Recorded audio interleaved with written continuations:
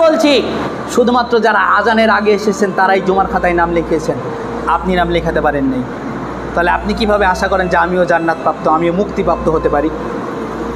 উদাহরণস্বরূপ আমি আপনাকে বলছি, যদি আল্লাহ রাব্বুল আলামিন বলেন যে আজকে 13 তারিখ, সম্ভবত 13ই জুন 2025 তারিখে জুমার যারা অংশগ্রহণ করেছে আল্লাহ রাব্বুল আলামিন তাদেরকে বিনা হিসেবে জান্নাত দিয়ে দেবেন।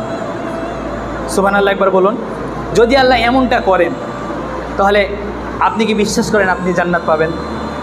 আল্লাহর কসম করে বলছি শুধুমাত্র যারা আজানের আগে এসেছেন তারাই জুমার খাতায় নাম লিখিয়েছেন, আপনি নাম লেখাতে পারেন নাই। তাহলে আপনি কিভাবে আশা করেন যে আমিও জান্নাতপ্রাপ্ত, আমিও মুক্তিপ্রাপ্ত হতে পারি? আমি আপনাকে উদাহরণ দিয়ে বোঝালাম।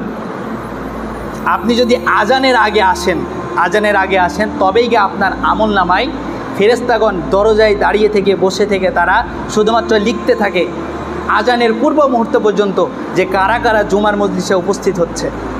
আর যারা আজানের পরে আসে তাদের নাম তালিকায় ওঠে না। তাহলে কিয়ামতের দিন যদি আল্লাহ আমাদেরকে জিজ্ঞাসা করে যে তোমার খাতায় তো জুমার তালিকা নেই, তাহলে তুমি তো সলাত আদায় করোনি, জুমা আদায় করোনি, তাহলে সেদিন আমাদের কিছুই করণীয় থাকবে না। অতএব আপনাকে বুঝতে হবে জুমার তালিকায় খাতায় নাম তুলতে হলে আপনাকে আজানের পূর্বেই আসতে হবে।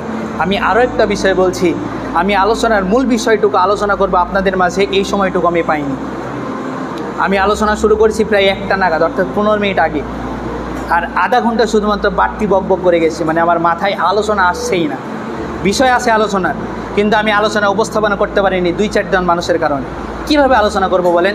আপনারা এত সুন্দর একটা পরিবেশ এখন দিয়েছেন, এই পরিবেশটা যদি আগে দিতেন তাহলে আপনার আমল নামায়ও জুমার তালিকাটা উঠতো, আমি আমার আলোচনাটাকে সম্পন্ন করতে পারতাম।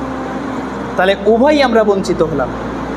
মাঝখান থেকে শুধুমাত্র বঞ্চিত হলো, সব থেকে ক্ষতিগ্রস্ত হলো যে গুটি কয়েকটা মানুষ, 10-15 জন মানুষ যারা আজানের পূর্বে এসেছে, এরা বাড়তি সময়টুকু বকর বকর শুনেছে।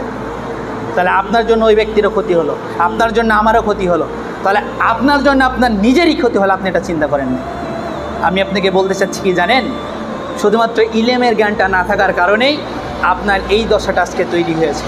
আপনি যদি বুঝতেন আমার আমল নামায় ইলমটা কতটা গুরুত্বপূর্ণ, আপনি যদি বুঝতেন জুমাটা আমার আমল নামায় কতটা গুরুত্বপূর্ণ, তাহলে আল্লাহর কসম আপনি অবশ্যই আজানের পূর্বেই এখানে উপস্থিত হয়ে যেতেন।